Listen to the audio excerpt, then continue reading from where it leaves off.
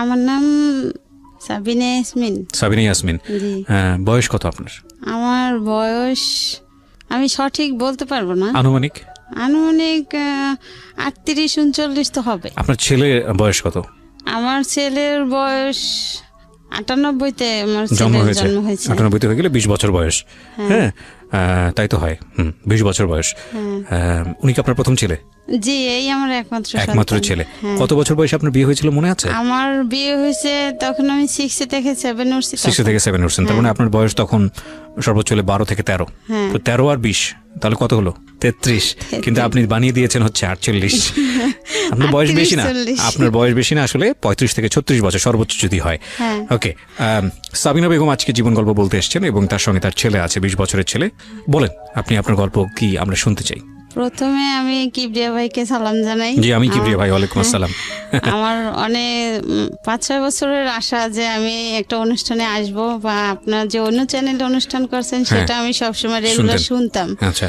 কিন্তু আমি অনেক নাম্বার দিয়ে আমি দিছি, কিন্তু আমার ভাগ্য হয় নাই। আচ্ছা। তো সেদিন এই গত সপ্তাহে আমি দেওয়ার পরে আমি পাইলাম, তো আমার ভাগ্য, এখানে আসার ভাগ্য খুললো। তো আমার বাড়ি হচ্ছে বরিশালে, কাউইনা থানা।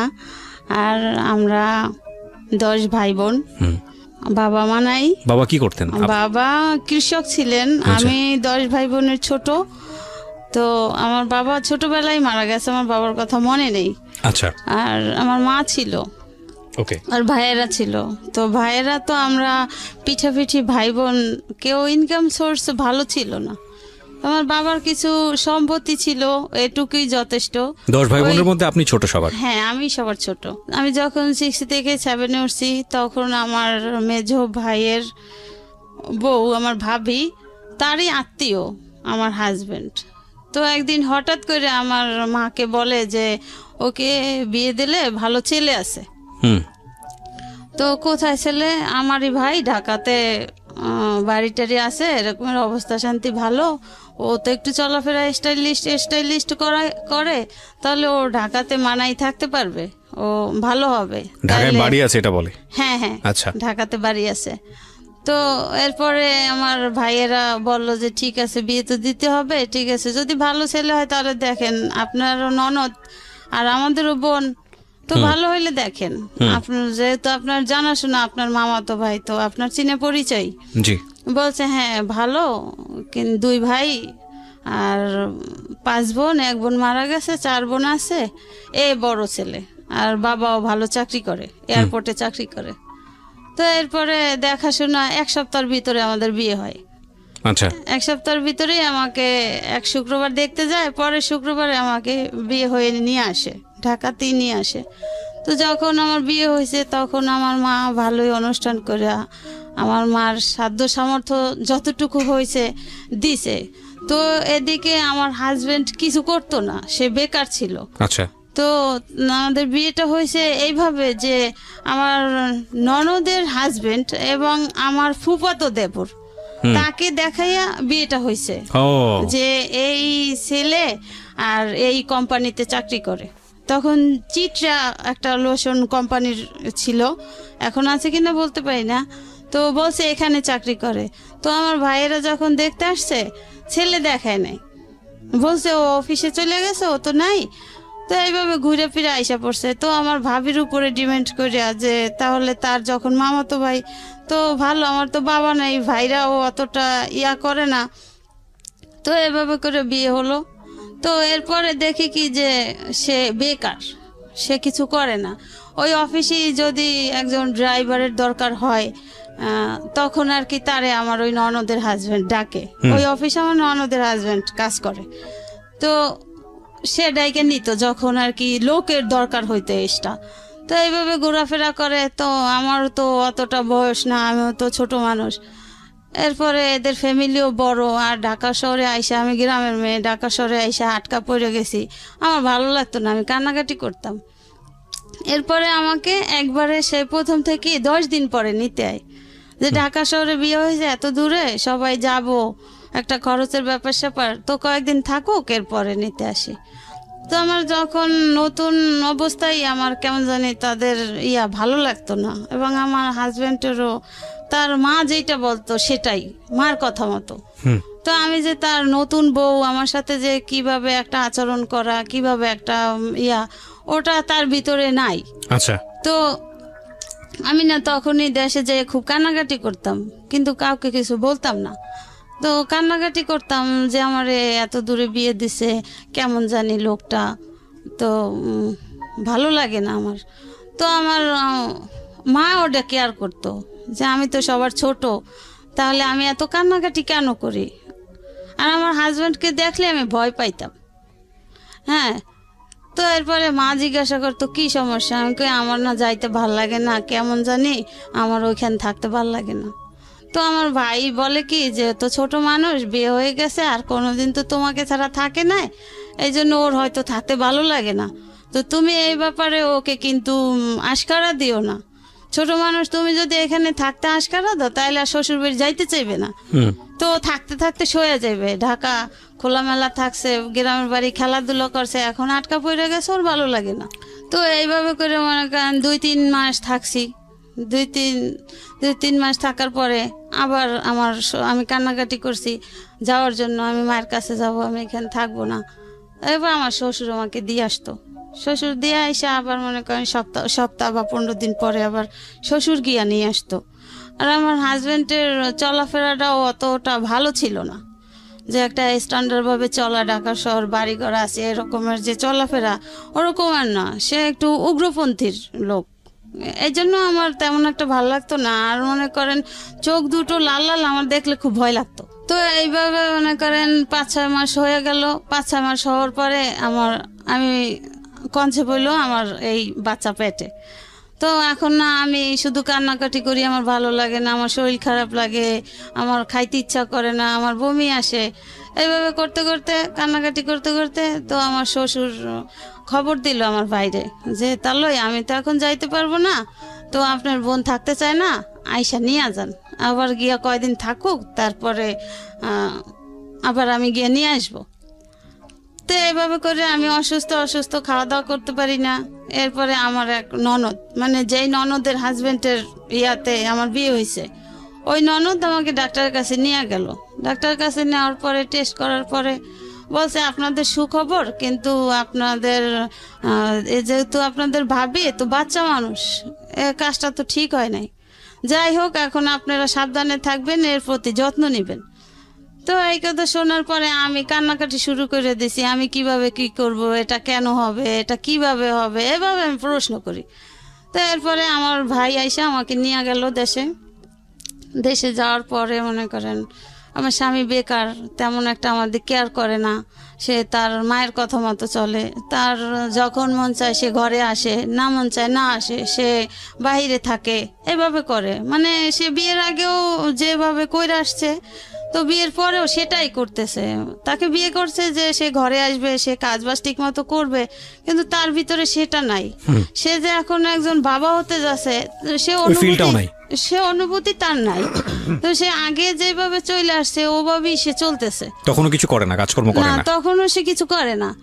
তো এরপরে মনে করেন ওই যখন যেই কাজে কেউ ডাকে ওই কাজ করে, এমনি সে রেগুলারলি একটা চাকরি বাধা করা সেটা সে করে। ঢাকাতে কি বাড়ি ছিল? হ্যাঁ, ঢাকাতে বাড়িতে আছে। কোথায়? এয়ারপোর্টের কোথায়, কোন এলাকায়? এয়ারপোর্টে রেল লাইনের ওই পারে মোল্লাটেক। আচ্ছা, ঠিক আছে, বলেন তো। এরপরে মনে করেন আমার শ্বশুর বিমানে চাকরি করে এয়ারপোর্টে।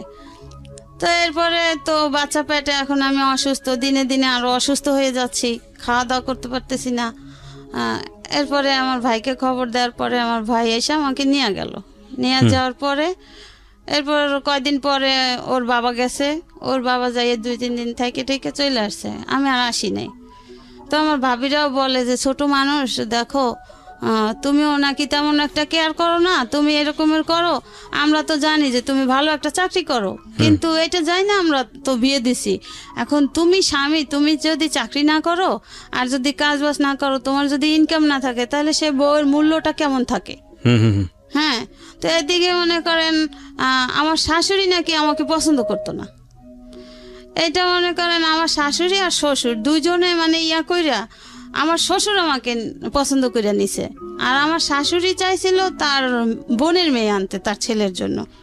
তো এখন আমি যেটা মনে করি হয়তো সেজন্য আমার স্বামী এরকম করতো আমার সাথে, বা সে তার মায়ের কথা শুনতো, মা যেভাবে বলতো সেইভাবে চলতো।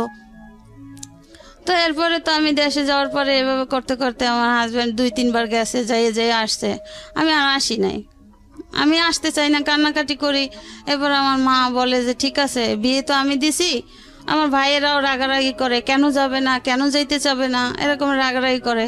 তো আমার মা বলছে ঠিক আছে, কোনো সমস্যা নাই, ছোট মানুষ, এখন যেহেতু বাচ্চা কাচ্চা হবে, থাক আমার কাছে। আর এই অবস্থায় তো মেয়েরা মায়ের কাছেই থাকে, তো আমার কাছেই থাক। যদি আল্লাহ ভালো করে, সুস্থ করে, তখন আস্তে ধীরে বুঝ হবে, তখন আরো একটু বয়স হবে, বাচ্চার মুখ যখন দেখবে তখন তার অন্য রকমের ফিলিংস হবে, সে এমনিতেই সাইডেই শ্বশুর বাড়ি যাবে। তো এইভাবে করতে করতে মনে করেন আমার ছেলেটা হইলো। এর ভিতরে আমার স্বামী মনে করেন যে যাইতো, কিন্তু আমার জন্য একটা সে লাল সুতাও নিয়ে যাইতো না, সে সম্পূর্ণ তার মায়ের পরামর্শ। যখন যা দরকার হইতো, একটা খাবার জিনিসের দরকার হইলে আমার শ্বশুর সেটা বহন করতো। তো এইভাবে মনে করেন এখন বাচ্চা হয়েছে, বাচ্চা ওর যখন 11 দিন বয়স, তখন আমার দেশের বাড়িতে, আমার শ্বশুর বাড়ি বরিশাল কাশীপুর, তো ওখানে আমার এক চাচা শ্বশুর থাকতো, আর এমনি চাস্তো চাচা আশেপাশে। তো ওর 11 দিন যখন বয়স, তখন ওই বাড়ির আমার এক চাচা শ্বশুর মারা যায়।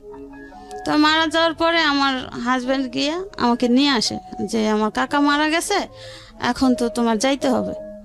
তো আমার মা ভাবি এরা বললো যে ঠিক আছে যাও, তুমি কান্নাকাটি করো না, তোমার যদি ভালো না লাগে তুমি বলবা, আমরা গিয়ে নিয়ে আসবো, যেই যাও একজনে গিয়ে নিয়ে আসবে, তো তুমি কান্নাকাটি করবা না। আর তোমার শ্বশুর যেহেতু তোমার সাথে আছে, তোমার কিসের ভয়, কিসের চিন্তা, যা কিছু দরকার হয় সে না দেয় না দেখ, তুমি তার কাছে বলবা। তো আর এখন তো বাচ্চা হয়েছে, এখন সে চেঞ্জ হয়ে যাবে, সমস্যা নাই, মানুষ একসময় এক রকমের থাকে না। তো এরপর মনে করেন সেই চাচা শ্বশুর দেশের বাড়ি গেলাম, যাওয়ার 2-3 দিন পর আমার হাজবেন্ডই নিয়ে আসলো ঢাকাতে। ঢাকাতে নিয়ে আসলো, সেই একই আপনার বাচ্চার তখন বয়স কত? মনে করেন 15 দিন হয়েছে। 15 দিন। নাম কি রাখলেন? ওই দিন নাম রাখা হয়েছে ওই সময়? হ্যাঁ, ওর জন্মের সাথে সাথে যখন আমার ভাইয়া ফোন কইরা বলছে, তারপরে ওর বাবা, ওর দাদা, ওর চাচাতো দাদা, তারা গেছে, তারাই নাম রাখাছে। আমার দাদি, আমার শাশুড়ি নাকি ওর দাদি নাম রাখছে তানভীর হোসেন। তানভীর হোসেন, হ্যাঁ। আর আমার আম্মা রাখছে, ওর জন্ম হয়েছে রবিবার, এই জন্য ওর নাম রাখছে রবি। রবি, ঠিক আছে। তো গেল, তারপর আম্মা রাখছে রবি। জি, তারপর এরপরে তো আসলাম, আসার পরে ওই সেই একই অবস্থা। এদিকে আমিও তো মনে করেন ছোট মানুষ, ঘুমাইতে পারি না, আমারও অশান্তি লাগে। আপনার তখন 13-14 বছর বয়স যখন আপনার বিয়ে হয়েছে? হ্যাঁ হ্যাঁ। এখন মনে করেন আমার আর সংসারের কাজও আমার করতে হয়। ওই যে আমার শাশুড়ি যে আমাকে পছন্দ করতো না, ওইটা তো আমি বুঝতাম না যে সে আমাকে পছন্দ করতো না। তা আমাকে আনার পরে আমার শ্বশুর বলছিল যে তো আমার আরো কয়টা মেয়ে, 4টা মেয়ে আছে, আর তুমি একটা মেয়ে, আমার মেয়েদের থেকে তোমার বয়স কম, তুমি হয়তো সম্পর্কে বড় ভাবি, কিন্তু তোমার বয়স কম, আমি সেটা মানি। আপনি ওখানে গিয়ে রান্না বান্না করে ঘর সংসার করতেন? হ্যাঁ। কতজন মানুষের রান্না বান্না করতে হতো ওখানে? মনে করেন আমার 4টা ননদ, তারপর ননদের হাজবেন্ড, তারপরে বড় ননদের 2টা বাচ্চা, সব মিলে কতজন? শ্বশুর শাশুড়ি, আমি, আমার হাজবেন্ড, এই সবগুলো মানুষের রান্না বান্না আপনার করতে হতো? হ্যাঁ, আমার করতে হতো। 13-14 বছর বয়স, খেয়াল করবেন কিন্তু, বাচ্চা আছে একটা কোলে। হ্যাঁ, তখন লাকড়ির চুলে রান্না করতে হতো। তো আমার জীবনে তো আমি মনে করেন দেশের বাড়ি থাকলেও আমি মায়ের ছোট, আবার ভাবিরা আছে, আমার তো কখনো কাজ করতে হতো না, আমি তো ঘুরতাম আর খাইতাম। এরপরে মনে করেন যে ওই রান্না করতে হইতো, যে ওই যে কাঠের লাকড়ির চুলায় যে ভুসি গাদাইয়া রান্না করে না, যে গুড়ি দিয়া, কাঠের গুড়ি, ওগুলো তো আমি পারতাম না, তো ওগুলো আমার করতে হইতো। আমি কেন রান্না বসাইতো, আমার 5 ঘন্টা আমার রান্না হইতো না, চুলা জ্বলতো না, আমি চুলা ফুগাইতে ফুগাইতে লাল হয়ে যেতাম। বুঝতে পেরেছি। আপনি গেলেন, তারপর গিয়ে দেখলেন আপনার হাজবেন্ড আগের মতোই? হ্যাঁ, আগের মতোই। তো এখন মনে করেন এখন আমার বাচ্চার দুধেও হয় না, এখন বাচ্চার আলগা খাবার খাওয়াইতে হবে। এখন আমার স্বামী তো ইনকাম করে না, কি করবে? এরপরে সব দায়িত্ব আমার শ্বশুরেরই। তো আমার শ্বশুরও মাঝে মাঝে আমার স্বামীকে রাগ করতো যে এখন বাচ্চা কাচ্চা হয়েছে, বিয়ে শাদী করাইছি, এখনো আমি তোরেও পালমো, তোর বউও পালমো, বাচ্চাও পালমো, হ্যাঁ যা তুই ঘর থেকে বের হয়ে যা। এগুলো করতো আমার, হ্যাঁ শ্বশুর বলতো, এগুলো করতো আমার শাশুড়ির উপরে রাগ কইরা, যে তোকে ভালো বানানোর জন্য বিয়ে করছি, তোর মায়ের এগেনস্টে যাইয়া তোর মা যেটা চাইছে আমি সেটা করতে দেই নাই, তোর ভালোর জন্য। হ্যাঁ, আর তুই এখনো সেইটাই করো। তা আমি অনেক কষ্ট করে মনে করেন যখন বাচ্চাকে আলগা খাবার খাওয়াইতাম, আমার শ্বশুর তখন মিলবিটা দুধ ছিল, হ্যাঁ, এক প্যাকেট 1 পোয়া দুধ এনে দিলে আমার ননদরা সেটা হিসাব দিত যে এটা 2 দিন খাওয়াবেন। 1 পোয়া দুধ? 1 পোয়া দুধ ছোট বাচ্চাকে? হ্যাঁ, 2 দিন খাওয়াবেন। 1 পোয়া দুধ বেশি খাওয়ানো লাগে না, সুজি হয়। এরপর মনে করেন আমার স্বামীর কামাই না, সে ওই অবস্থায় চলতেছে যে তার যে একটা বাচ্চা হয়েছে, বাচ্চা চালাইতে হবে, তার ওরকমের কোনো ফিলিংস নাই। তার মা যেটা বলে, মা যদি বলে যে তুই এনে বসে থাক। আবার বিধি আপনার কাছে আবারও ফিরছি। এরপরে এভাবে চলতে চলতে তো বাচ্চার বছরখানে হইতেছে, তো বাচ্চার তো খাবার আরো বাড়তেছে, বড় হইতেছে, আরো বাড়তেছে, আমার বুকের দুধে হয় না। এরপর আমি কি করতাম, মাঝে মাঝে আমার মেজ ননদের আবার ছোট মেয়ে আছে, ওর বয়স তখন 6 মাস, 1 বছর হয়ে গেছে, আমি যে 6 মাসের পাইছি। তো ওই বাচ্চারা যে সুজি খাওয়াইতো, আমি মাঝে মাঝে ওর সুজি যে খাওয়াইয়া বাচ্চা থাকতো, ওগুলো আইনা পানি গরম করিয়া মিলাইয়া পাতলা করিয়া খাওয়াইতাম। আবার মাঝে মাঝে ভাত রান্না করিয়া ভাতের মার খাওয়াইতাম। এইভাবে করতে করতে মনে করেন সে ওই যে কোম্পানিতে মাঝে মাঝে গিয়ে চাকরি করতো, ওই কোম্পানি থেকে বিদেশে লোক নিবে। আচ্ছা, বিদেশে লোক নিবে, এখন সেও ইন্টারভিউ দিয়েছে। আমার সেই ননদের হাজবেন্ড দেওয়াইছে যে তুই তোর ভালো ড্রাইভিং করতে পারো, তাহলে তুই ইন্টারভিউ দেখ। তো বিদেশে যখন পাঠায়, এখন সেই ইন্টারভিউ দিল, সে ড্রাইভিং এ পাশ করলো। পাশ করার পরে এখন সে বাহিরে যাবে, এখন তো টাকা পয়সার দরকার। এরপরে আমার মার কাছে গিয়া বলল যে আমি তো বেকার, কিছু করি না, তো আপনার মেয়ে তো কত কথাই শুনে, আমার মা বোনরা বলে, তো কিছু টাকা দিলে আমি বাহিরে যাব। এটা কাকে বললো? আমার মাকে। আচ্ছা। এরপরে আমার মা বলে যে তোমার কত টাকা লাগবে, যেহেতু তুমি কোম্পানি থেকে যাচ্ছ, তো খরচটা বেশি লাগার কথা না। হ্যাঁ, কোম্পানি বহন করবে, তো কি রকমের টাকা লাগবে? যে আমার ইয়া করতে, পাসপোর্ট টাসপোর্ট করতে লাগবে, আর কিছু কাপড় চোপড় নিতে লাগবে, হ্যাঁ, লাখানি টাকা হলে হবে। তো এরপরে আমার মা কি করলো, আমার মা জমি বিক্রি করে তার 1 লাখ টাকা দিল। আচ্ছা, সেই কত সালের দিকে এটা? 99 সনে। ওরে বাবা, ওই সময় 1 লক্ষ টাকা লাগবে? হ্যাঁ। কোন দেশে যাচ্ছে? কাতারে? না, তাহলে কুয়েতে। আচ্ছা। তো এরপরে আমার মা বলছে যে কতদিন লাগবে, যে এখন যেহেতু আমি ইন্টারভিউতে টিকছি, আমার তো ভিসা আইসা গেলে আমি চলে যাব, তো আমি 13 নম্বর সিরিয়ালে আছি, তো তোমার কত দিনে লাগবে? যেহেতু আমার এই পরিস্থিতি, আমার স্বামী কিছু করে না, আমার 1 পোয়া দুধ আমার সন্তানকে 2 দিন খাওয়াইতে হয়, তাহলে আমি কষ্টে আছি না, আরো তো কান্নাকাটি করি, থাকতে চাই না। এরপরে আমার মা বলে ঠিক আছে, তোমার ব্যবস্থা হয়ে যাবে, তুমি ওদিক দিয়ে ব্যবস্থা করো। আপনার বাবা বেঁচে নাই? না, আমার বাবা তো আমি বলতে গেলে দেখি নাই। হ্যাঁ। এরপরে আমার মা জমি বিক্রি করে, তারপরে আমার মামা একজন সৌদি ছিল বাহিরে, তার কাছ থেকে এভাবে করে 1 লাখ টাকা দিছে। ওকে, সে চলে গেছে কবে? বাচ্চার যেদিন 1 বছর বয়স, 18 তারিখে, সে অক্টোবরের 19 তারিখে সকালে তার ফ্লাইট, রাত্র 4টে উঠে সে চলে গেছে। এরপরে এখন আমার শাশুড়ি খুশি যে তার ছেলে নাই, এখন আমি একা। তো সে আমাকে অনেক নির্যাতন করত, কিন্তু আমার শাশুড়ি নিজে করতো না, সে করাইতো তার যে মেয়েরা আছে না, নাতিরা আছে না, ওদেরকে দিয়া। যেমন মনে করেন রান্না করতে গেলে সেখানে হিসাব করতো, কোনখানে কতটুকু কি খরচ করছি, বা মাছ মাংসের টুকরাটা পর্যন্ত ননদরা গয়না দিত, হিসাব করে দিত কয়জন লোক, এভাবে করতো। খাবারের সময় আমি ঠিকমতো খাবার পাইতাম না, এভাবে করতো।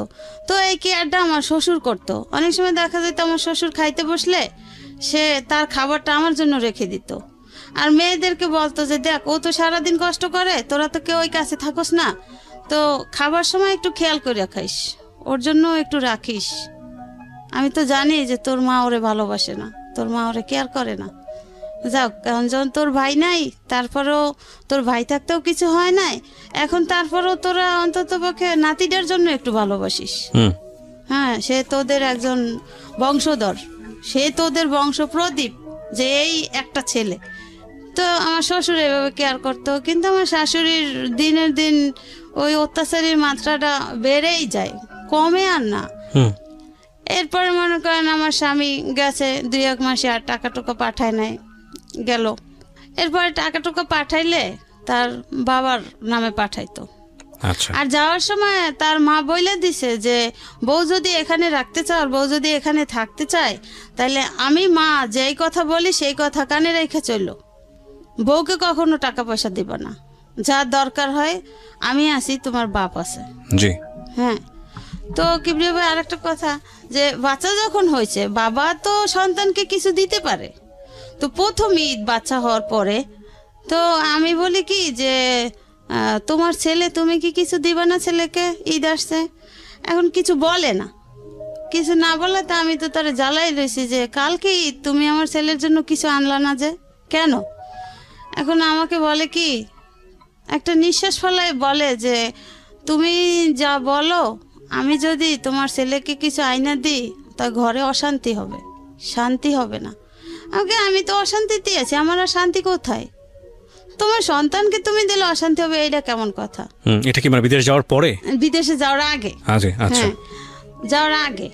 এরপরে সে একটা জামা নিয়ে আসছে, ওখানে কাছে মার্কেট, সন্ধ্যার পরে একটা জামা নিয়ে আসছে, যেমন কালকে সকালে ঈদ, আজকে সন্ধ্যার পরে একটা জামা নিয়ে আসছে। তারও মন চায় যে তার সন্তানকে একটু কিছু দেখ, কিন্তু মায়ের ভয়ে দিতে পারতেছে না। আচ্ছা। এখন ওই শার্টটা কিনে নিয়ে আসার পরে আমার শাশুড়ি দেখেই আইনা তার মায়ের হাতে দিছে, আম্মা আমি এইটা আনছি ওর জন্য, আমার ছেলের জন্য। তুই টাকা কোথায় পাইছো? তুই যে কাজ করো না, তুই টাকা কোথায় পাইছো? কার কাছ থেকে ধার করছো? ধার করে আনো আর যা করো, আমি কিন্তু দিতে পারবো না, আমার কাছে জানি কেউ আসে না, এইভাবে কথা। এখন আমারে বলে যে দেখছো, আমি কিন্তু কাজ করছি, রঙের কাজ করছি। সে তো এইখানে সেইখানে যখন যেটা পাইতো ওইটা করতো, যখন যে ডাকতো। যে আমি তখন জিজ্ঞাসা করছি যে আসলে আপনি টাকা কোথায় পেয়েছেন?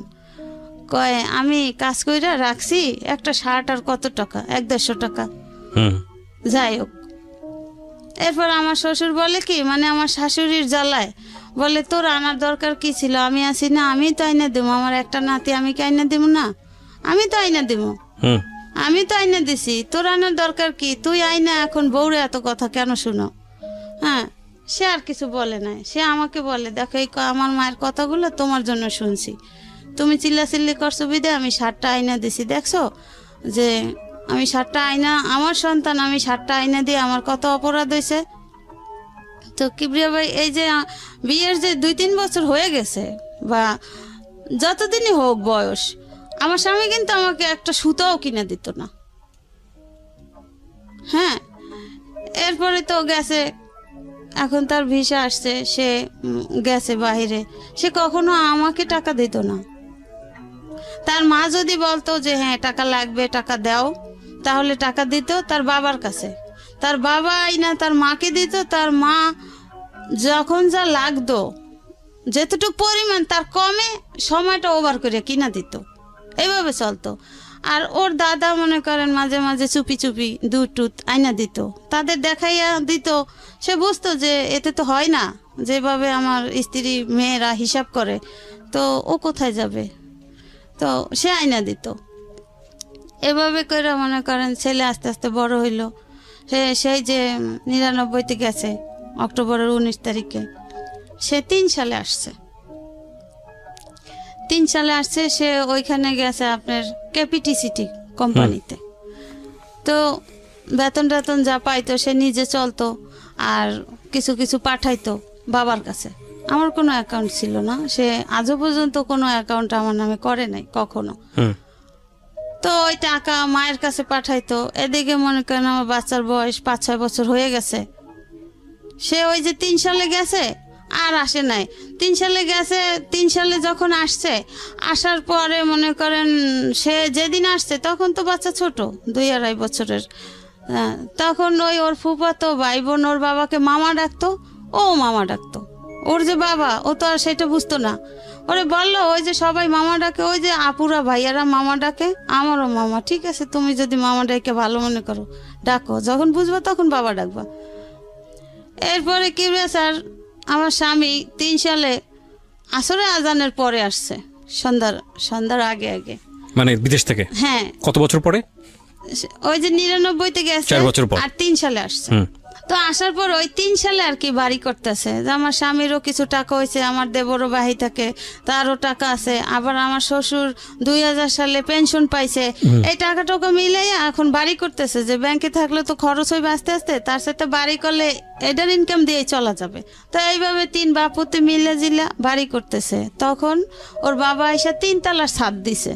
তো যেদিন ভাই আসছে সেদিন সারা রাত্র আমার শাশুড়ি আমার স্বামীর আমার কাছে আসতে দেয় নাই, সে ছাদে রাখছে। বাড়ির কাজ চলতেছে, রড পাহারা দিতে, রড চুরি হয়ে যায় এই জন্য। তা আমি তো ছেলে নিয়ে ঘুম, আমি আর বুঝতাম না যে আমার শাশুড়ি যে আগেও চায় না যে আমাদের স্বামী স্ত্রীর মিল থাকুক বা আমরা ভালো একটা হ্যাপি জীবন যাপন করি, ওটা সে কখনো চায় নাই। ওই যে তার স্বামীর সাথে সে বলছে যে আমি শান্তিতে থাকতে দেব না, সে তার জিতটাই বহল। তা আমার তো আর অত দূর বোঝার মতো বয়স হয় নাই, আমার তো অত দূর বোঝার ক্ষমতা নেই। তো এরপরে আমার যাক ভালো কথা, আমার শাশুড়ি যেটা বলে ওতেই আমি খুশি। কিন্তু এদিকে মনে করেন এত বড় সংসারে সম্পূর্ণ কাজ আমার করতে হয়। এর ভিতরে আমার শ্বশুর আমাকে হেল্প করে, মাঝে মাঝে সে থালাবাটি ধুইয়া দেয়, সে একটা কাজ কইরা দেয়, ঘরে দেখলো ময়লা সে নিজে ঝাড়ু দিয়ে দেয়। এইভাবে আমার শ্বশুর মারা গেছে, সে নাই। এরপরে মনে করেন আসলো, এখন রাতটা তো ওভাবে গেল, সে সারা রাত্র নিয়ে মা ভাই বোন মা সবাই গল্প করলো। আমি তো রাতের বেলা উঠে উঠে কিছুক্ষণ পর পর দেখি সে এখনো রুমে আসে নাই। ঠিক আছে, সে তার মায়ের সাথে গল্প করে করুক, আমি আমার ছেলে নিয়ে ঘুমায় আছি। তো এরপরে এখন দেখা যায় কি যে ওই দিনের বেলাও যে মনে করেন আমার হাজবেন্ড আমার কাছে আসলে যে তার একটা ভালো লাগা, ওই জিনিসটা আমার শাশুড়ি সহ্য হয় না। তখনই সে ডাকাডাকি শুরু করে দেয়, হ্যাঁ এই কাজটা কর ওই কাজটা কর, বোর কোনো কাজ নাই, রুমে যাইয়ে ঢুকছো, এই করছো সেই করছো।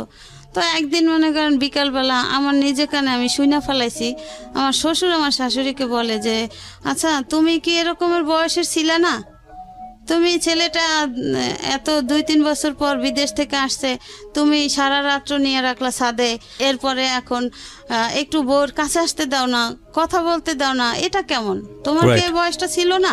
আপনার হাজবেন্ডই বা শুনতো কেন ওনার মার কথা? মা যা বলতো সেটাই শুনতো সবসময়? মা যেটা বলতো সেটাই শুনতো, আর সে তার খালাতো বোনকে পছন্দ করতো। ও আচ্ছা আচ্ছা, ঠিক আছে।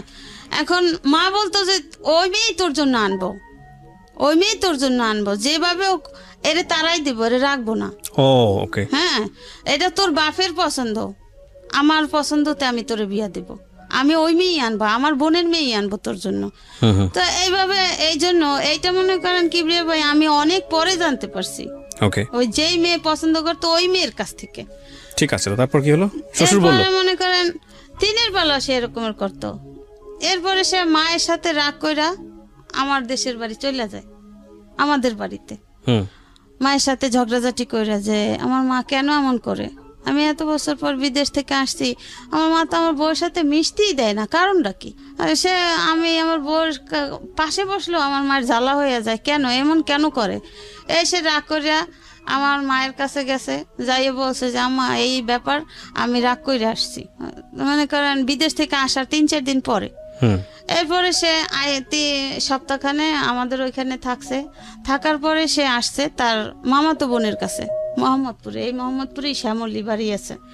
তো ওখানে আসছে, আসার পরে আমার এই মামাতো ননদের কাছে নালিশ করছে যে এই ঘটনা আমার আম্মা এই করে। তো আমার এই ননদের হাজব্যান্ডরে নিয়ে বাসা আসছে, বাসা আসার পরে আমার ননদের হাজব্যান্ড জিজ্ঞাসা করে যে ফুপা মা আপনি এরকমের কেন করেন, আপনার পছন্দ হোক বা না হোক বউ তো আর দেখতে খারাপ না, বা আপনার এমন না যে ফুফায় গরিবের ঘরের মেয়ে টাইনে আনছে আপনার পছন্দ হয় নাই, এটা তো অপছন্দর কিছু না, আমরা তো দেখতেছি বউ বেশ ভালো, আপনার সংসারটা ম্যানেজ করে সে চলতে আছে, সে যদিও আপনার মেয়েদের থেকে বয়সে ছোট কিন্তু সম্পর্কে বড়, তারপরও গ্রামের মেয়ে চালু আছে, কাজ কাম সবই তো আপনার কইরা যাইতে আছে, তাহলে আপনি কেন এমন করেন? এইভাবে করতে করতে কিবরিয়া ভাই সে 2 মাসের ছুটি আনছিল, সে মায়ের জ্বালায় আর থাকতে না পাইরা সে মনে করেন 15 দিনের মাথায় আবার চলে গেছে, সে আর থাকে নাই, 15 দিনের মাথায় আবার চলে গেছে। যাওয়ার পরে যখন গেছে তখন আমারে বলছে কি যে যদি আমার মায়ের জ্বালা যন্ত্রণা সহ্য করে তুমি থাকতে পারো ছেলেকে নিয়ে তাহলে থাইকো, আর যদি না থাকতে পারো তাহলে তুমি চলে যাও। এখন মনে করেন ওদিকে আমার বাবা নাই, আমার মা অসুস্থ, স্ট্রোক করে অসুস্থ হয়ে গেছে। তো আমার মায়ের সেবা কে করে? আর আমার ভাইরা আছে, সবাই বিয়ে শাদী করছে, সবাই সংসার আছে, সবারই মোটামুটি আয়। এখন আমি যে বাচ্চাটা নিয়ে যে বাবার বাড়ি যাই উঠবো, ওরকমের তো আমার টেক কেয়ার করার মতো আমার কেউ নাই, তাহলে আমি কোথায় যাব? আর এখানে যাই হোক আমার শ্বশুর তো আছে, আমার শ্বশুর আমার পাশে আছে, যাই হোক তার নাতির জন্য সেই দেখবে, আমার এত চিন্তা করার কিছু নাই। এইভাবে করে যে বলুন, যাওয়ার পরে মনে করেন এর ভিতরে সে আর আসে না বাংলাদেশে। এমনি মনে করেন টাকা পয়সা দেয়, ছেলের 5-6 বছর বয়স হয়ে যাইতেছে, ছেলে স্কুলে ভর্তি করে না। আমার শাশুড়ির কথা হচ্ছে সে সরকারি প্রাইমারিতে ভর্তি করবে। আর আমি বলি কি যে আপনার মেয়ের ঘরের নাতিরা তারা ভালো ভালো স্কুলে পড়ে, কলেজে পড়ে, তো আমার ছেলেটা কেন প্রাইমারিতে পড়বে? তার ঢাকা শহরে বাড়ি আছে, তার বাবা বিদেশে টাকা ইনকাম করতেছে, তো কেন সে প্রাইমারিতে পড়বে? তাকে একটু ভালো স্কুলে ভর্তি করা যায় না? আমি আমার ছেলেকে ভালো স্কুলে ভর্তি করব, আমি প্রাইমারিতে দেব না।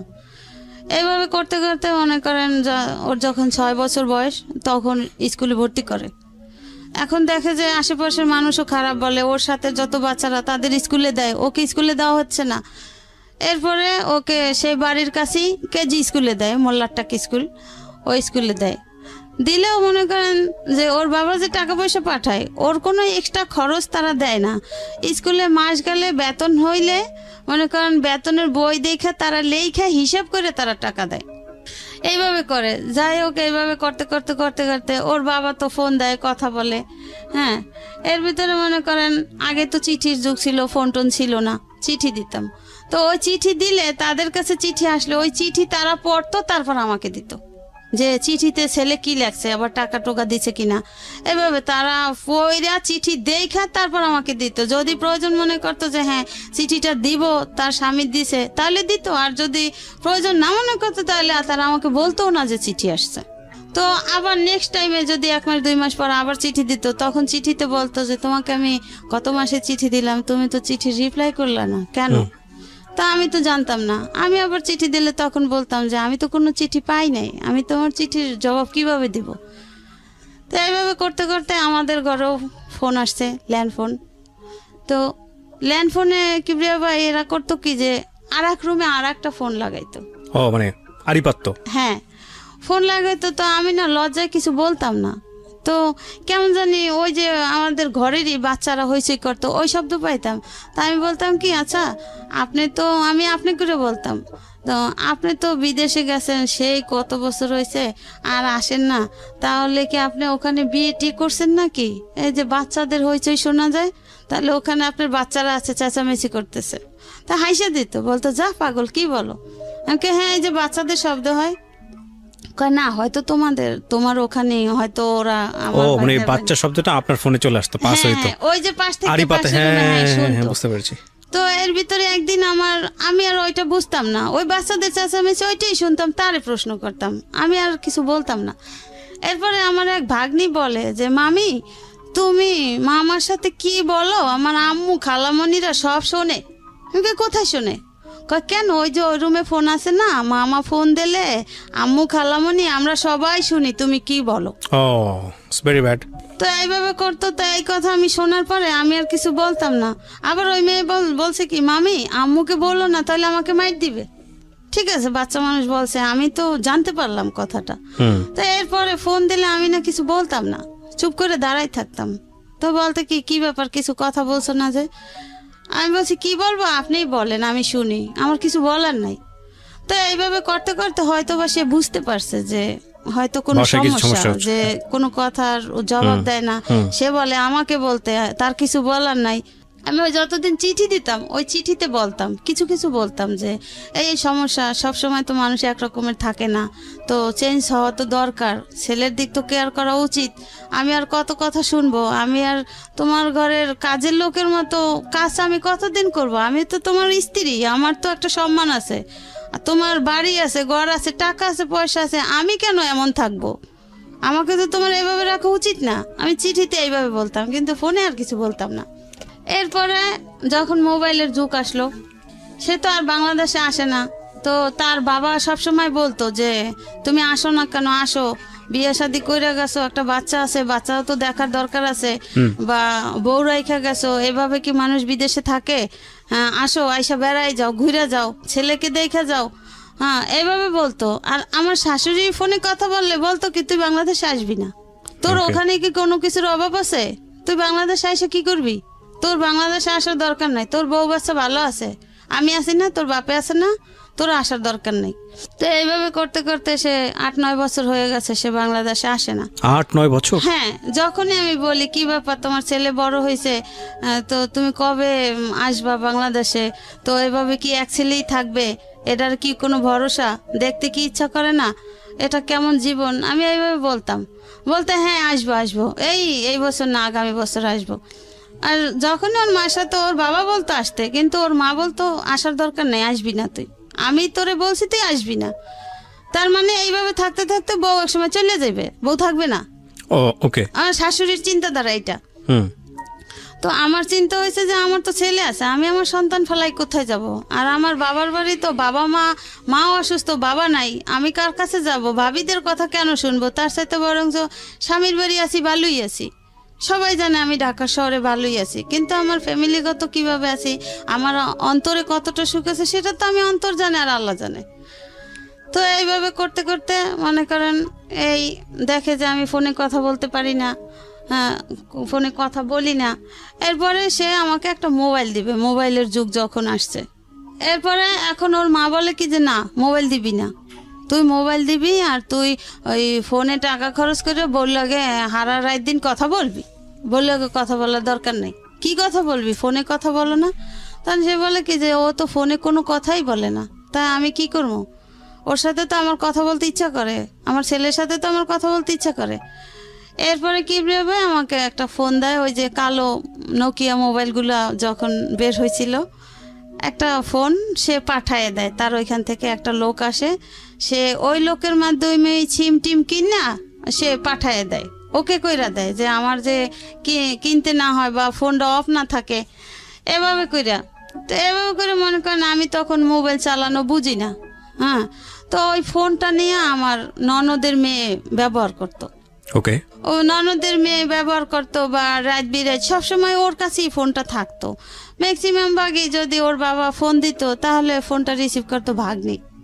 তো ওই ফোনে মনে করেন সে মেয়ে কলেজে পড়ে, ভার্সিটিতে পড়ে, সে মেয়ে আমার ফোনে কথা বলে বিভিন্ন রকমের ছেলেদের সাথে। তা আমি তো ওগুলা আমি মনে করি ও ভাগ্নি, ওর মোবাইল নাই, ঠিক আছে, আমার তো মোবাইলের প্রয়োজন হয় না, ওর মামা ফোন দিলে তো আমাকে দিবি।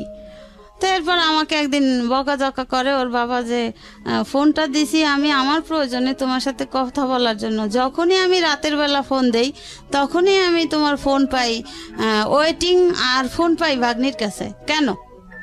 আমি বলছি যে দেখো আমি তো ফোন চালাইতে পারি না, আমি তো বুঝি না, আর ফোনটা তো ওর তো ফোন নাই, ও আমার ফোনটা ও ব্যবহার করে, তাহলে সমস্যা কি? কোনো সমস্যা তো নাই, ফোন দিলে তখন তো ওর কাছে থাকলে অবশ্যই আমাকে দিবে যে তুমি ফোন দিছো। তো ও ঘুমাইতো এক রুমে, আমি ঘুমাইতাম আর এক রুমে। এরপরে ওরা একদিন বলি কি যে লিসা, তোমার মামা এরকম আমার রাগারাগি করছে, ফোনটা যেহেতু তোমার কাছে থাকুক ভালো কথা, তুমি এখন থেকে আমার কাছে ঘুমাইও, আমার কাছে ঘুমাইলে তো ফোনটা তো যখন তোমার মামা ফোন দেবে তখন নাইলে আমি কথা বললাম, আর সারাক্ষণ তোমার কাছে থাকলো, কোনো সমস্যা নেই। এরপরে ভাইয়া এখন তো ফোন দিলে ঠিকই ও আমার কাছে ঘুমায়, আমার সাথে কথা বলে, কিন্তু আমি তো টের পাই যে ওই মেয়ে কথা বলে। এখন আমার তো কিছু করার নাই, যেহেতু আমি আমার স্বামী তো আর আমার অতটা কেয়ারিং না, আমি তাদের বাধ্যে স্বীকারোক্তি, আমি তাদের কথা মতো আমার চলতে হয়। জি, ভালো কথা। এরপরে মনে করেন আস্তে আস্তে আমার শ্বশুর এক সময় অসুস্থ হয়ে যায়, সে ক্যান্সারে আক্রান্ত হয়, তার 3-4 বার করে অপারেশন হয়। এরপরে সে এখন বলতে গেলে তাকে বলা হয় যে তোমার বাবা অসুস্থ, তুমি আসো, যে বাবাও রিকোয়েস্ট করে, কিন্তু সে আসে না, কিন্তু তার মা তাকে পারমিশন দিচ্ছে না যে সে আসবে। আমি বলি যে দেখো মইরা গেলে হয়তো আর কোনোদিন দেখবা না, হ্যাঁ অন্তত আইসা যাও, একবার আইসা গেলেও তো বাবারে দেখে গেলে, এরপরে মইরা গেলেও আফসোস থাকবে না, কিন্তু সে তো আফসোস করে, আসো। এদিকে ছেলেও মনে করেন 5 পাস করিয়া ফেলাইছে, 6-এ পড়ে। ওরে বাবা, সে তো বাবাকে দেখতে চায়। হ্যাঁ, ছেলে তো মনে করেন ওই যে 2.5 বছর রাইখা গেছে ছেলে 3 সালে, ওই যে মা এরকম করছে দেখে 15 দিন থাইকা চলে গেছে, তখন তো বইলে গেছে আমি আর আসবো না, যদি পারি নিয়ে যাবো বউ বাচ্চা, না তার আসবো না। হ্যাঁ, এই অবস্থা। ঠিক আছে, ভালো কথা। এখন তারে ফোনের পর ফোন করা হয়, সে আসে না। না আসাতে আমাকে বলে কি যে এই তো আমি আগামী মাসের 15 তারিখ আসতেছি। আমি তো মহা খুশি, সবাই খুশি, আসতেছে, ভালো কথা। সে আসে না। না আসাতে ওদিন লাস্ট ডেট মনে করেন ডিসেম্বর মাসে, 11 সালের ডিসেম্বর মাস, তো আসার কথা, আসে নাই। এরপরে তার এক রুমের এক লোকের নাম্বার ছিল আমার কাছে, তার নাম্বার না পাইলে আমি ওই লোকের নাম্বারে কল দিতাম যে সে কোথায় আছে, কেন ফোন ধরে না, কেন ফোন দেয় না, টাকা পয়সা ঠিকমতো দেয় না, ছেলের বেতন দিতে হবে, এভাবে করে ওই লোকের মাধ্যমে মাঝে মাঝে যোগাযোগ করা হইতো। তো এখন হ্যাঁ ওর বাবার ফোনে ফোন দিতে আসি, কিন্তু ফোন বন্ধ। কি ব্যাপার? তাহলে সে আসার কথা বললো, সে কি কোনো পথে ঘাটে অ্যাক্সিডেন্ট হলো না কি হলো, একটা টেনশন না, যে তারিখ দেওয়া যে এই তারিখে সে আসতেছে। এরপরে সে আসতেছে না। এখন আমার ননদের হাজবেন্ড বলে কি যে আপনার কাছে কি অন্য কারোর নাম্বার আছে? আমি বলছি কি হ্যাঁ, তার এই রুমের একজন লোক আছে, তার নাম রশিদ, তার নাম্বার আছে। আমি তো মাঝে মাঝে তারে না পাইলে এই নাম্বারে কথা বলি, তার কাছে জিজ্ঞাসা করি, খোঁজ খবর নেই। এরপরে ঠিক আছে নাম্বারটা দেন। এই নাম্বারটা দিলাম সেই 12 সালে ফেব্রুয়ারি মাসে। আচ্ছা। সে এরপর আমার ননদের হাজবেন্ড ফোন দিল ওই লোকের কাছে ফোন দিল। তখন আমার হাজবেন্ড রুমেই আছে, একই রুমে আছে। ওই যে সে আসার কথা তারিখ দিছে, সে আসে নাই, তো না আসাতে এখন বকাঝকা করবে না, রাগ করবে না, এই জন্য সে আর ফোন ধরে নাই। ফোন না ধরাতে আমার ওই ননদের হাজবেন্ড বললো কি যে ওকে বললেন যে ওর বাবা মারা গেছে, ওর আর আসতে হবে না, ও যখন খুশি তখন জানি বাংলাদেশে আসে। ওকে। হ্যাঁ, এই কথা বলার পরে সে চিৎকার দিয়ে উঠছে যে সত্যি আমার বাবা মারা গেছে। এখন আমিও তো পাশে, তখন আমি বলি কি ওই শোনেন না, আপনার ভাই কিন্তু কাঁদতে আছে, অবশ্যই আপনার ভাই রুমে আছে। ওই লোকের জিজ্ঞাসা করে রশিদ ভাই আপনার কাছে কি ও আছে, মনির আছে? বলে হ্যাঁ আছে। আপনি না বললেন যে নাই? বলে এই যে মাত্র রুমে ঢুকছে, আপনি কথা বলতেছেন, এই কথা শুনে এসে রুমে ঢুকেই চিৎকার দিছে। বলে ঠিক আছে, ওকে বলেন, শান্ত হইতে বলেন যে ওর বাবা এখনো মুমূর্ষু অবস্থায় আছে, হয়তো বা ওর জন্য পরাণরা অপেক্ষা করে, ওকে 2-1 দিনের ভিতর পাঠাই দেন। এরপরে মনে করেন তাকে ওই লোকটা তার টাকা টোকা দিয়া তাকে পাঠাই দিল। সে ফেব্রুয়ারি মাসে 17 তারিখ আসলো বাংলাদেশে 12 সালে। সে যে 3 সালে গেছে আর 12 সালে আসছে আইসা দেখছে তার বাবা খুবই মুমূর্ষু, মানে ক্যান্সার রোগী। তো 17 তারিখ আসলো, তা মার্চ মাসে 3 তারিখ তার বাবা মারা গেল। বাবা মারা গেল। এরপরে মনে করেন আমার জীবনে ঝড় শুরু হয়ে গেল। যে এখন আমার ননদরা আমাকে বলে যে তুই তো এতদিন তো শ্বশুরের আন্ডারে ছিলি, তোর শ্বশুর তোরে দেখছে, তোর শ্বশুর তোরে কেয়ার করছে, এখন তোরে কে দেখবে, এখন তুই কার কাছে থাকবি? এখন এইখানে তো স্বামীরও কিছু নাই, তোর শ্বশুরেরও কিছু নাই, এখন তুই চলে যা, তুই এই বাড়ি থেকে বের হয়ে যা। এরপরে মনে করেন আমার স্বামী আমার পক্ষে আছে কিছুদিন। এরপরে তারা কি করলো, বলে কি যে তোর বউয়ের সাথে বিভিন্ন ছেলেদের সাথে সম্পর্ক আছে, তো মোবাইলে অনেক কথা বলে। তাই এখন আমি বলি কি যে আমি তো সহজে কারোর সাথে কথা বলি না, আর এই ফোন দিয়ে তো আপনার মেয়েরা, আপনার নাতি কথা বলতো, আমি তোর কথা বলতাম না। ঠিক আছে, খুঁজে বের করেন যে আমার সাথে কার সাথে সম্পর্ক আর আমি কোথায় যাই। আমার ছেলে যে কিবরিয়া ভাই স্কুলে যাইতো, আমি কিন্তু স্কুলে যাইতাম না, কেন আমি মনে করেন সবসময় একটু পর্দায় থাকার চেষ্টা করতাম, আর আমি 5 ওয়াক্ত নামাজ পড়তাম, আমি সহজে বাইরে বের হইতাম না। যে আমার স্বামী নাই, আমার একজনে একটা কথা বলতেই পারে, একজনে একটা কথা বলে ফেলাইতে পারে, যেহেতু আমার ঘরের পরিস্থিতি ভালো না, আমার ঘরের মানুষই আমার পছন্দ করে না, ভালোবাসে না, তাহলে আমার তো সেইভাবে চলতে হবে। এইভাবে করতে করতে এখন মনে করেন আমার স্বামীরে এমনভাবে করে লইছে। হ্যাঁ, এরপরে আমার স্বামী বলে কি ঠিক আছে মা, অনেক বছর তো একত্র ছিল, এখন তাইলে একটা কাজ করেন, ওরে আমার ছেলে নিয়ে একটা আলাদা রুম ছাইরা দেন, আমি যতটুকু পারবো দেব, যেমনি পারে ও চলবে ছেলে নিয়ে। এখন আমার শাশুড়ির কথা হচ্ছে যে না, আমি তো রাখবো না, আমি তো আগেই তোকে বলছি, আর আগেই তার নাকি একটা প্ল্যান ছিল যে যেহেতু আমার বাচ্চা হয়ে গেছে, এখন আমার বাচ্চাটা একটু বড় হোক, বড় হওয়ার পরে আমাকে তার ছেলের কাছ থেকে বিদায় করে দেবে। এরপরে মনে করেন এখন তো বিভিন্ন রকমের কথা, এখন আমি তো কথা জীবনেও শুনি নাই বা কি করব। এখন আমার স্বামী পারতেছে না আমার শাশুড়ির সাথে। এখন আমার স্বামী বলে কি, ঠিক আছে মা, তাহলে আমি তো বাড়িঘর করতে টাকা দিছি, তাহলে আমার কিছু টাকা দেন, আমি দেশের বাড়ি ঘর করে ওরে দেশের বাড়ি রাখি। না, তা হবেই না, তা হবে না, তাকে বিদায় করা চাই। এখন কি করলো, দেখে যে না আমার স্বামীও মোটামুটি আমার পক্ষে আছে। এরপরে আমি বলি কি, দেখো ছেলে তো বড় হয়েছে, এখন ছেলে তো আর অবুঝ না, হ্যাঁ ছেলেও বোঝে। তোমার ছেলেকে জিজ্ঞাসা করো বা তোমার যে আত্মীয় স্বজন আছে, আশেপাশের লোক আছে, হ্যাঁ তুমি তাদের সবার কাছ থেকে খোঁজ খবর নাও আমি কোথাও গেছি কিনা। এরপরে মনে করেন এখন কোনো কিছু না পাইয়া আমার এক বোন আছে সায়দাবাদ, মাঝে মাঝে আমার ননদদেরকে নিয়ে যাইতাম, আমার এই ছেলেকে নিয়ে যাইতাম। হ্যাঁ আমি একা কখনো যাইতাম না, বা বেশিরভাগই আমার শ্বশুর আমাকে দিয়ে আসতো, আর আবার সেই গিয়ে নিয়ে আসতো। এখন বলে কি যে ঠিক আছে, কোথাও কোনো ইয়া নাই, এর বোনের সাথে সম্পর্ক আছে, বোনের হাজব্যান্ডের সাথে। আমার বোনের 2 মেয়ে কলেজে পড়ে, এখন আর এক বাচ্চা হয়েছে, এখন 3 বাচ্চা। তো এইভাবে করতে করতে কিভাবে যে কি হইলো, এরপরে আমার স্বামী বাহিরে চলে গেল। আমি অসুস্থ, এই এত বাজে টেনশনে আমি অসুস্থ হয়ে গেছি। এখন আমার স্বামী আমাকে বলে কি, দেখো এত বছর আমার বাবা ছিল, বাবার ইয়াতে তুমি থাকতে পারছো, এখন যে পরিস্থিতি আমিও তো বাইরে চলে যাবো, তুমি এখানে থাকতে পারবা না। তার সাথে একটা কাজ করো, এখন তো আমার কাছে টাকা পয়সা নাই, তুমি আপাতত কিছুদিন যাইয়া তোমার বাবার বাড়ি থাকো। আমার মাও নাই, মাও মারা গেছে এর ভিতরে 10 সালে। এখন আমি বলি কি, আমি এত বছর তোমাদের বাড়িতে থাকলাম, আর এখন আমি বাপের বাড়ি যাই থাকবো, ছেলে বড় হয়েছে, ছেলে স্কুলে পড়ে, ছেলে তখন 6-এ পড়ে, তখন এখন আমি কার কাছে গিয়ে থাকবো, আর ছেলের লেখাপড়া কি হবে। বলে কি, তো ছেলে থাকুক, তুমি যাও। এবার আমি বলি কি যে ঠিক আছে, আমাকে বলে কি যেহেতু তুমি অসুস্থ, তুমি দেশে যাই একটু ঘুরে ফিরে আসো, সুস্থ হয়ে যাবা। আমি কেছি কি ঠিক আছে, তাহলে আপনিও চলেন, আপনিও গিয়ে বেড়াই আসবেন, আর আমিও দেখি যদি সুস্থ হই, ঠিক আছে তাও থাক, ওর পরীক্ষা চলে। এখন আমাকে তারই বাড়ির এক ভাড়াটিয়া বলে কি যে তুমি কোথাও যাইও না, তোমার পিছনে বড় ষড়যন্ত্র চলে। আচ্ছা, হ্যাঁ। আমি কই কেন আপা, কি ষড়যন্ত্র? বলে তুমি যদি এই বাড়ি থেকে বের হও, এই বাড়িতে আর উঠতে পারবে না, তোমার এই বাড়ি থেকে বিদায় দেওয়ার প্ল্যান চলতেছে। এখন এই কথা শোনার পরে আমি বলছি কি ঠিক আছে, আমি কোথাও যাব না, ছেলের পরীক্ষা, তো পরীক্ষা শেষ হয়ে নেক, তারপরে আমি ছেলেকে নিয়েই তোমাকে নিয়ে বেড়াইতে যাব।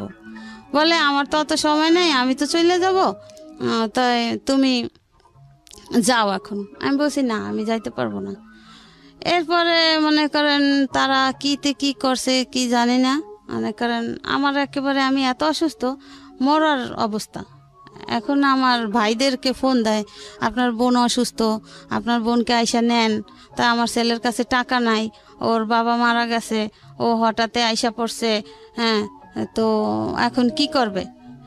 এরপরে আমি যাই না যাওয়াতে মনে করেন এরকমের করতে করতে 1 মাস শেষ হয়ে যায়। সে যে ফেব্রুয়ারি মাসের 17 তারিখ আসছে, মার্চ মাসের 3 তারিখ তো তার বাবা মারা গেছে। এই মার্চ মাসটা সে ছিল তো এইভাবে গন্ডগোলের ভিতরে। এরপরে একদিন মার্চ মাসের লাস্ট তারিখে আমি আর সে শুয়ে আছি, আমার শাশুড়ি গিয়া বলে কি এই ওঠ, আমার হাজব্যান্ডকে বলে এই ওঠ। এখন বলে কি কেন মা, কোথায় যাব? বলছে ওঠ এদিকে। গেছে অন্য রুমে ডাইকে নিয়ে, পাসপোর্টটা ছিল তার মায়ের হাতে। বলছে তুই এখন এয়ারপোর্ট যাইয়া পাসপোর্ট ওকে করে তুই কালকের সকালের ভিতর চলে যাবি, তুই থাকতে পারবি না। এরপরে সে ঠিকই মায়ের কথা মতো সে ওইটা ওকে কইরা আসে যে সে চলে যাবে। আমি আর জানি না, আমাকে কিছু বলে না। এপ্রিল মাসের 1 তারিখ গ্যাসের সমস্যা, সকালবেলা আমাকে বলে কি তুমি একটু পোলাও রান্না করো। আমি কই কি এখন তো গ্যাস নাই, তাহলে তুমি পোলাও খাবা, আরো আগে বলতা, এখন তো গ্যাস নাই, তাহলে একটা কাজ করি দুপুর দিক দিয়ে তো গ্যাস আসবে, হ্যাঁ দুপুর দিক দিয়ে পোলাও রান্না করে তোমার খাওয়াবো। বলে তুমি ওই সময় পাবা না, আমি তো তখন থাকলে তো আমি খাবো। আমাকে থাকলে তো তুমি খাবো, মানে কোথায় যাচ্ছ? কয়ে যে আমি কিছুক্ষণ পরে চলে যাচ্ছি। এই এপ্রিলের 1 তারিখ। এখন আমি তো এটা শুই না, আমি কান্নাকাটি শুরু করে দিছি। আমি কই দেখো তোমার এই পরিস্থিতি, তোমার মা বোনরা এরকমের করে, তাহলে আমি ছেলেটা নিয়ে কি করব? আর না জানি আমার এরা মাইরেই ফেলাইবে, আমি থাকতে পারবো না। তাহলে তুমি আমার সাথে ওয়াদা করে যাও যে তুমি আবার কবে আসবা, তুমি কবে আসতেছো? এরপরে বলে কি আমি তোমার সাথে ওয়াদা করলাম, আমার ছেলে বড় হয়েছে, আমি তো বাবা মারা গেছে এই জন্য আসছি, তো আমার ওইখানের চাকরির মেয়াদ শেষ, তো আমার এমনি মনে করো এই বছরের জুন মাসে আমি আসতাম, হয়তো একেবারে আসতাম না, হয়তো ছুটিতে আসতাম, তো এখন আমি যাই, তো জুন মাসে আমি অবশ্যই আসবো। আমি বলছি না, আমি তোমাকে বিশ্বাস করি না, তুমি এত বছরে আসো নাই, তোমার বাবাও এত রিকোয়েস্ট করছে, আমি এত রিকোয়েস্ট করছি, তুমি আসো নাই, এখন তুমি চলে গেলে, তোমার মা করে ইয়া, তোমার বোনরা করে ইয়া, তাহলে আমারও জানে রাখবে না, আমারও মেরে ফেলাইবে, আমার ছেলেরও মেরে ফেলাইবে, আর তুমি তো আর আসবাই না। এরপর আমার হাতে হাত দিয়ে বলে কি না, আমি তোমার সাথে ওয়াদা করছি, আমার ছেলে বড় হয়েছে, আমার ছেলের জন্য আমাকে আসতে হবে, আমি চলে আসব, আমি আমার ডেট শেষ জুন মাসে, আমি জুন মাসে ঠিক চলে আসবো। আমি বলছি ঠিক তো? বলে হ্যাঁ ঠিক। এরপর ঠিক ওই সময় ওর মা বলছে কি তুই যে এই যাও, তুই আর বাংলাদেশে আসবি না, এটা আমার লাস্ট কথা।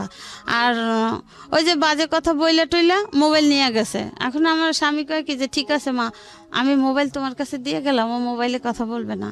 আর আমি জানি যে প্রায় সময় রাত জায়গা আমার সাথে কথা বলতো, আমিই কথা বলতাম। এখন তোমার যদি সমস্যা হয়, আর তুমি তো সেই শুরু থেকেই বলছো যে না ফোনে কথা বলা যাবে না, ফোন দিতে না করছো, এবং ঘরে যে ফোন, সেই ফোনেও তোমরা আমাকে কথা বলতে দিতা না, তাও তোমরা বাহির থেকে শুনতা। আমি একটা চিঠি দিলে সেই চিঠিটা তোমরা ওর কাছে পৌঁছাইতা না, সেটা তোমরা গোপন করতা। এরপরে মনে করেন সে আবার জুন মাসের 25 তারিখ সকালবেলা হঠাৎ আইসা পড়ে আসছে। আচ্ছা, আইসা পড়ছে। আইসা বলে কি আমি তোমার সাথে ওয়াদা করছি না, দেখছো আমি আসছি। আমার মা আমাকে যতই বলুক যে আসবি না, আমার ছেলে এখন বড় হয়েছে, আমার সংসার দরকার আছে। আইসা পড়ছে কিবরে ভাই। আসার পরে মনে করেন কয়েকটা দিন সে ভালো ছিল, আমাদের সম্পর্কটা ভালো ছিল। এরপরে যে কি দিয়া কি হয়েছে আমি বলতে পারি না। এরপরে আমার শাশুড়ি আমাকে দেশে নিয়ে দিয়ে আসছে। দিয়ে আসার পরে আমার স্বামী বলে কি ঠিক আছে তুমি কিছুদিন থাকো, আমি তো আসি। এরপর 2 মাসের মধ্যে সে আবার আমাকে দেশে রাইখা, কোনো খোঁজখবর নাই, কোনো খোঁজখবর নেয় না। ছেলে এদিকে ওরে রাইখা দিছে, ওরে রাইখা আমাকে নিয়ে গেছে যে অসুস্থ, সে দেশের বাড়ি হাঁটাচলা করে সুস্থ হবে, মানে মিথ্যা বাহানা। এরপরে যাওয়ার পরে ছেলে রাইখা দিয়েছে। ছেলে রাইখা দেওয়ার পরে মনে করেন সন্ধ্যার পরে ওর যে ফুফাতো ভাই, ওকে বলে যে তোর মায়েরে তো বাড়িতে বের করছি, এবার তুইও যা, তুই যেদিক পরে সেদিক যা, তুই তোর মায়ের সাথে যাও নাই কেন? তো ওরে তো নেয় নাই। ওরে বলছে কি যে আমি ওকে বলছি বাবা তুমি থাকো, আমি কয়েকদিন পর আসবো, আমি তো দেখো অসুস্থ। তো অসুস্থটা কি ভাইয়া, আমার এদিকে ডায়াবেটিস ধরা পড়ছে, তো এই জন্য আমি খুব উইক, ক্লান্ত হয়ে গেছি। এরপরে দেশে থুই শেষে কিছুদিন পরে আগস্টে না জানি অক্টোবরে আমার দেশে দিয়ে আসে। হ্যাঁ, আমার আবার জন্ডিসও হয়েছে। এইসব মিলে জিলে আমাকে দেশে দিয়ে আসে তার মায়ের সাথে নিয়ে। তারপরে দেশে দিয়ে আসার পরে আমাকে ডিসেম্বর মাসে সে চলে যায়।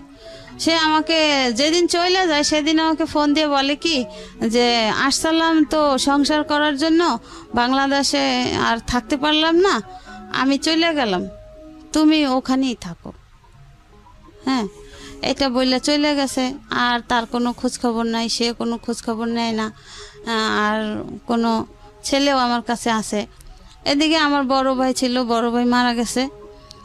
বড় ভাইয়ের কাছে আমার শাশুড়ি ওর বাবারে বাহিরে পাঠাই দিয়া আমার শাশুড়ি বলে কি যে আমরা তো আপনার বোনকে আর নেব না, আপনার বোন আপনারা রাইখা দেন, আমার ছেলে বিদেশে চলে গেছে আর আসবে না। হ্যাঁ, এটা বলার পরে আমার ভাবি বলে কি ঠিক আছে যদি না নেন, যদি আপনাদের ছেলে আমার বোন নিয়ে সংসার না করে আমার ননদ দিয়ে, তাহলে তার আমরা জোর করে করাইতে পারবো না, তাহলে আপনাদের ছেলে আপনারা নিয়ে যান। বলে না, আমাদের ছেলেরও আমাদের দরকার নেই, ছেলেও ছেলের মার কাছে থাকুক। এইভাবে তো মনে করেন এতদিন গেছে। এখন আমি সবার সাথে যোগাযোগ করি, আমার সাথে কেউ যোগাযোগ করে না, সবার ফোন দিলে ফোন কাইটা দেয়, বা তখন ঘরে টিএনটির লাইন আছে, ফোন দিলে ফোন ধরে না। এরপরে মনে করেন সে চলে যায়, এই কথা বলে, আর কোনো খোঁজ খবর নাই। আমার শাশুড়ি এই কথা বলে, হ্যাঁ। এবার ঠিক আছে, আমার ভাইরা বলে কি ঠিক আছে তুই তো অসুস্থ, ঠিক আছে থাক, দেখি ও আবার বাংলাদেশে আসুক, কবে আসে। এরপরে তারা বলে কি, আমার শাশুড়ি আমার বড় ভাইকে ফোন করে বলে কি যে আমার ছেলে তো আপনার বোনকে নিয়ে সংসার করবে না, আপনি আমার ছেলে ডিভোর্স দিয়ে দিয়েছে, আপনি আয়শা নিয়ে যান। তখন আপনার ছেলে কোন ক্লাসে পড়ে? আমার ছেলে তখন 6-এ প্রথম সেমিস্টার পরীক্ষা দিতেছে। আচ্ছা, সে 12 সালে। ওকে, হ্যাঁ।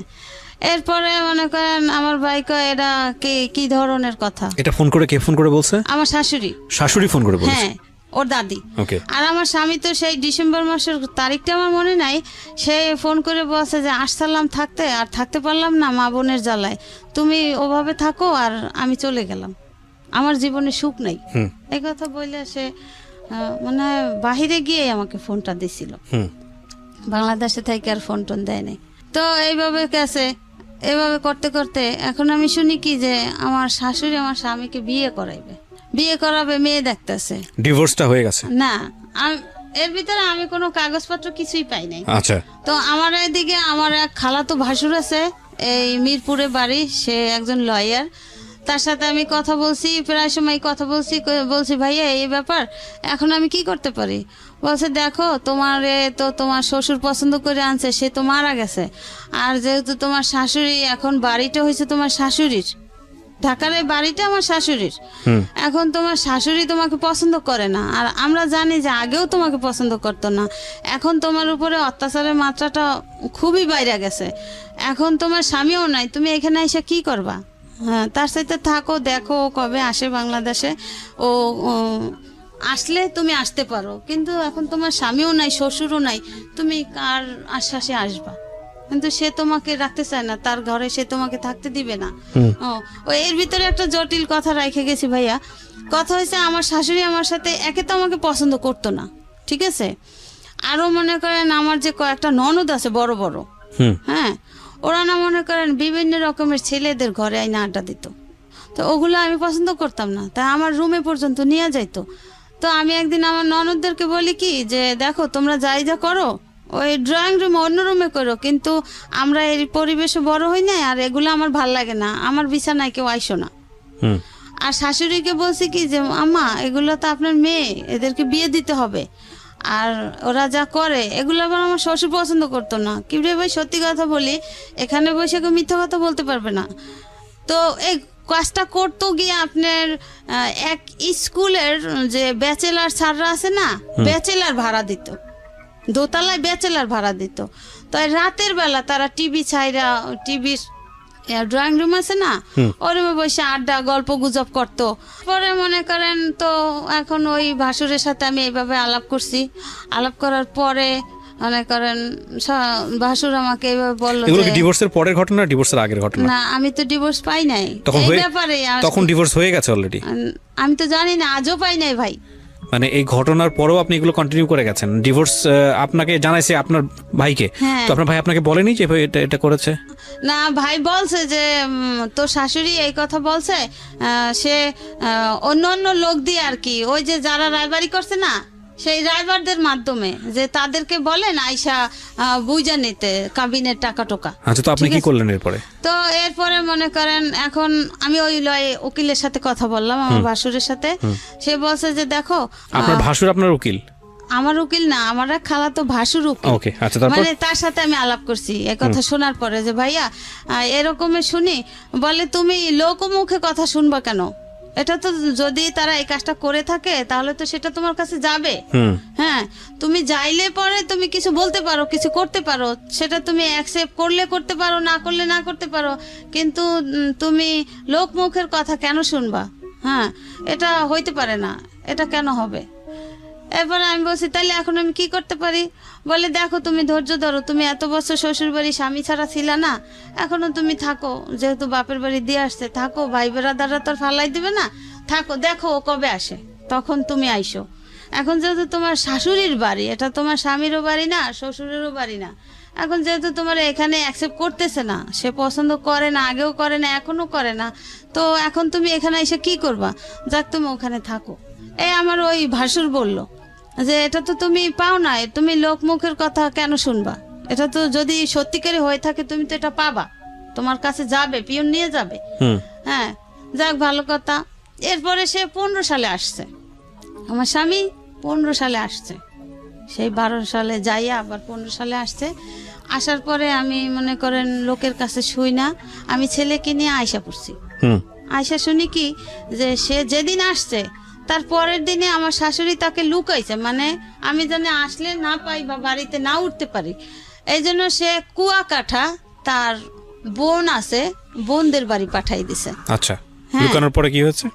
এরপরে আমি মনে করেন তাদেরই আত্মীয় স্বজনরা আমারে ফোন করে বলছে যে ও তো আসছে, ও এরকমের এইখানে আছে, তো যেহেতু তুমি ঢাকাতে যাইতে নিয়েও শুনলা যে নাই, তো তুমি তোমার স্বামীর কাছে যাইতে পারো, গিয়ে দেখো যে কি বলে। এরপরে আমারে তারা ঠিকানা দিল, যাদের বাড়ি আছে তারই ভাই আমারে ঠিকানা দিল যে ভাবি তোমার তো ছেলে বড় হয়েছে, তোমার ভয় কি, তুমি ছেলে নিয়ে যাও ভাইয়ার মুখোমুখি হও, কি বলে সেটা বলুন। এরপরে ভাই আমি সেই কুয়াকাটা আমার এই ছেলে নিয়ে গেলাম। যাই দেখি কি যে সে শোয়া, সে ওইখানের এক আর্মিতে আগে চাকরি করতো, সে রিটায়ার্ড, ওই এক বুড়া আঙ্কেলকে নিয়ে গেলাম। নিয়ে যাওয়ার পরে আঙ্কেল জিজ্ঞাসা করলো যে তুমি কি এই মহিলাকে চিনো, তুমি কোথা থেকে আসছো? কয় আমার বাড়ি ঢাকা। বলে তাহলে তুমি কি এই ছেলেটা এই মহিলা চিনো? কয় হ্যাঁ। কারা কারা? কয় আমার স্ত্রী সন্তান। আমার স্ত্রী সন্তান? কয় তোমার স্ত্রী সন্তান শিওর? কয় হ্যাঁ। কয় তাইলে তুমি স্ত্রী সন্তান তোমাকে খুঁজতে আসছে কেন, তুমি এখানে কেন? বলে আমি খালার বাসায় বেড়াইতে আসছি। হ্যাঁ, বলছে বেড়াইতে আসছো, তাহলে তোমার স্ত্রী সন্তান তোমাকে খোঁজে কেন? তা স্ত্রী সন্তান কোথায় থাকে?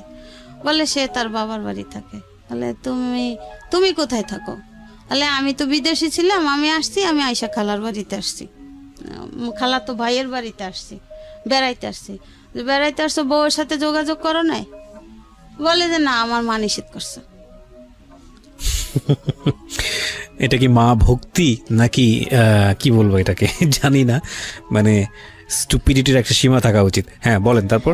এরপরে মনে করেন লুকাইয়া এরপরে ওইখানের লোকজন, ওই আর্মির যে ওই কাকা মনে করেন আরো লোকজন ডাকছে, বা ওই যে খালাতো ভাইয়ের বাসায় গেছে, মানে হেরা ভাই বোনা, ওরা ভাই বোনেরা সবাই বসছে। বসার পরে বলছে যে তুই এইভাবে লুকোচুরি কেন করো, তুই কি বউ রাখবি না রাখবি না? বলে কি যে না, আমি তো আমার মায় তো আমার বিয়ে করাইবে, আমি তো এরে নিয়ে বাসায় উঠতে পারবো না, আমার মায় এরে নিয়ে বাসায় উঠতে দেবে না। তাহলে তুই কি করবি? ওই আর্মি কাকা জিগে তাহলে তুমি কি করবা? তুমি কি এই বউ নেবা না কি আমরা পুলিশ খবর দেব তোমাকে? এখন বলে কি না না কাকা, আমি নেব, আমি আমার স্ত্রী সন্তান নেব। এই কইয়া ঠিক আছে, মিল টিল হয়ে গেছে। সেই বিকালবেলা তখন আর কি ওর মায়ের ফোন দিছে, ওই কাকাই ওর বাবার নাম্বার দিয়ে ফোন দিছে। ফোন দেওয়ার পরে ওর মা ওর দাদি বলে কি যে ও যদি ওই বউ নিয়ে আসে আমি আমার ঘরে উঠতে দেব না। আমি ও বউ আগেও মানি না, এখনো মানি না, এখন তো মানার কোনো প্রশ্নই আসে না। আমি তো বউ বের করেই দিছি বাড়ি থেকে, আমি কি বাড়িতে উঠানোর জন্য বের করছি? আমি তো বের করার জন্যই বের করছি। আমি মানি না, আমি আমার ছেলেকে আমার পছন্দ মতো বিয়ে করাবো। এরপরে তারা জিজ্ঞাসা করলো যে তোমার মা তো এটা বললো, এখন এটা তো তোমার স্ত্রী, তোমার সন্তান, তোমার মা কি করলো ওটা তো দেখার দরকার নাই, তোমারটা তোমাকে বুঝে নিতে হবে। বলছে হ্যাঁ, আমি স্ত্রীর সন্তান নিয়ে ঢাকাতে যাব। ঠিক আছে, ভালো কথা। এরপরে তারে শিখাইয়া দিল না কি করলো, সে সন্ধ্যার পরে সারাদিন এই ছেলে নিয়ে ঘুরলো, আমার সাথে কথা বললো, কথা বলার পরে সে সন্ধ্যার পরে ওখান থেকে পালাই আইসা পড়ে। আমাকে আমার ছেলেকে রাইখা ওখান থেকে তার ওই খালাতো ভাইয়ের বাসা থেকে পালাই আইসা পড়ে। এখন তারে ফোন দেয়, তার ফোন বন্ধ। সে পালাইয়া আইসা কোথায় আসে, তার আমতলি, আবার তার বোনের শ্বশুর বাড়ি আছে ওখানে।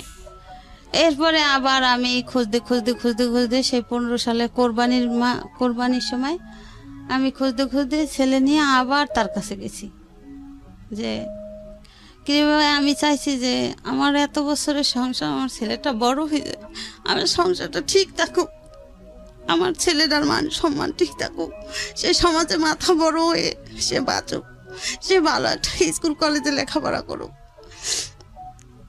এই আমি তাকে নিয়ে আসলাম, সে আমাদের সাথে আসলো, আয়সা সপ্তাহখানে ছিল। আমার বোনের বাসায় বেড়াইছি তাকে নিয়ে। এরপরে আমি হেদের বাড়িতে গেছি। হেদের বাড়িতে যাওয়ার পরে হ্যার মা আমার চাচি শাশুড়ির ফোন দিয়ে বলে যে ওরা জিজ্ঞাসা করেন যে ও কি আমার সম্পত্তি চায় না ওর স্ত্রী সন্তান চায়। ও যদি ওর স্ত্রী সন্তান গ্রহণ করে তাইলে আমি ওকে আমার সম্পত্তির এক কানা করিও দেব না। এরপরে সে রাতের বেলা এক জায়গায় শুই, ছেলে নিয়ে শোয়, আমি শুই। এটা কি মানে আপনার শ্বশুর বাড়িতেই আপনারা একসঙ্গে থাকছিলেন আলাদা আলাদা করে? হ্যাঁ, শ্বশুর বাড়ি বরিশালে, কাশীপুর। এরপরে সে ফজরের আজান দেয়, তখন আমাকে বলে কি তানভীর মা ওঠো, নামাজ পড়বো না? আমি বলছি হ্যাঁ নামাজ পড়বো। এই কথাটা বললে সে কিবরিয়া ভাই সে যে বাইরে নামে আর সে ঘরে ফিরে না। এরপর সে পালাইয়া ডাকাতে আইসা পড়ে, আমাকে আমার ছেলেকে ওখানে রেখে।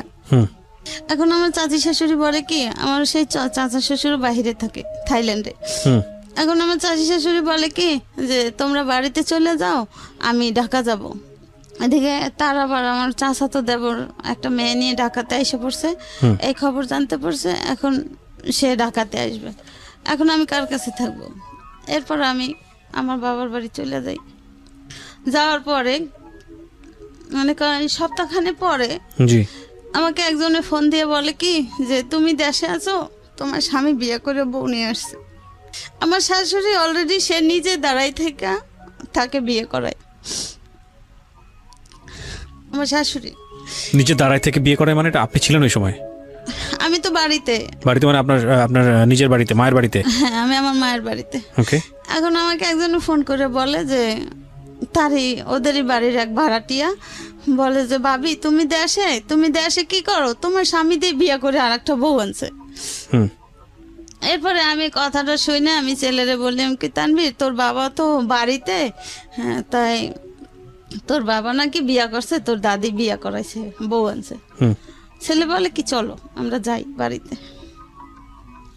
এই 15 সালে কিবরিয়া ভাই। এরপরে বাড়িতে আসছি। এর আগে আমার স্বামী আসার বাংলাদেশে আসছে সেই কথা শুই না আমি বাড়িতে আরো একবার আসছি যে আমার শাশুড়ি আমার স্বামীকে আমার সন্তানের মুখোমুখি হতে দেয় নাই।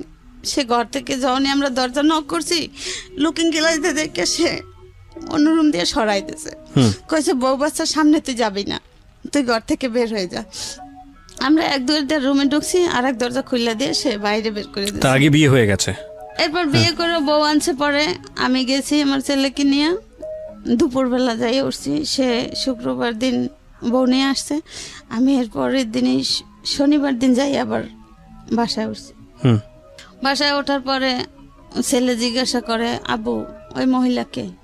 বলে কে? তোর একটা আন্টি। কয় আন্টি কোথা থেকে আসলো? কেমন আন্টি? বলে কি যে তোর আন্টি। কয় আন্টির পরিচয় তো দিবা, আন্টি কিরকমের আন্টি, কোথাকার আন্টি, কই থেকে আসছে? এখন সে কথা বলে না। এখন আমার ওর দাদি ওইটা বলে কি যে এটা তোর আব্বু বিয়া করছে, তোর আব্বুরে বিয়া করাইছি। ওই সেই মেয়ে নাকি ওর নতুন কোনো বউ? নতুন অন্য কোনো মেয়ে। আচ্ছা।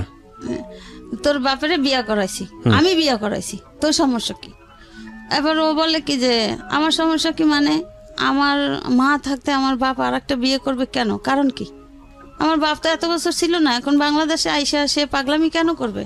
কি কারণ? আমি তো বড় হয়েছি, তার কিছু প্রশ্ন থাকলে সে আমাকে করতে পারে। তো কয় তুই ছেলে মানুষ, তোর দ্বারা কইব কি? একটা পুরুষ মানুষ 5টা বিয়ে করতে পারে, সমস্যা নেই। বলছে বিয়ে করতে পারে, ভালো কথা। আমার মায়ের তো অনুমতি নেবে, আমার মায়ের কাছে সাজেশন নেবে না সে? আমার মা যদি বলে তাহলে সে বিয়ে করবে, তা না হলে সে কিভাবে বিয়ে করে? কত ছেলে মানুষ, তোর কাছে এত কথা বলবো কি? যা তুই প্রসেসর। এখন আমার স্বামীরে ওর বাবারে সে ঘর থেকে বের করে দেয়। কে বের করে দেয়? ওর দাদি। আচ্ছা। এখন আমরা যেহেতু উপস্থিত হয়েছি, এখন একটা ঝামেলা হইতে পারে।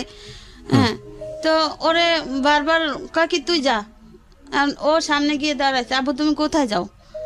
আমি একটু বাইরে যাই, কাজ আছে। ঠিক আছে, তোমার বাইরে কোথায় কাজ, চলো আমি তোমার সাথে যাব। ওর দাদি ওরে টাইনা ধরে, কেন তুই যাবি? ও যাইবো ওর কাজে, তোর সমস্যা কি? তুই কই যাবি? তুই ওই পাশে যাইয়ে ব।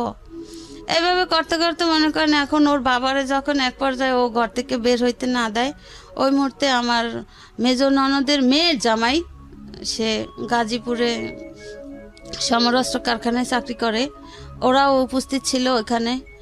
তো ওরে রুমের ভিতরে টাইনা নিয়া, এর ভিতরে আমার শাশুড়ি আমার রুমের ভিতরে টাইনা নিয়া আমার আচ্ছা মতো মারছে।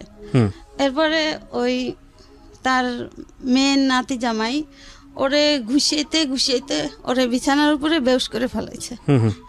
এভাবে মারধর করিয়া রুমের ভিতরে তালা মেরে দিয়া তারা থানায় যাইয়ে পুলিশ নিয়ে আসছে। পুলিশ নিয়ে আসছে, কি কি সমস্যা, কি প্রমাণ, কি অবস্থা, কেন পুলিশ? এখন বলে কি যে আমরা এই বউ সাইডে দিছি, এরপরে বউ আইয়া জ্বালাতন করে, আমাদের বউ আইয়া আমাকে ডিস্টার্ব করে।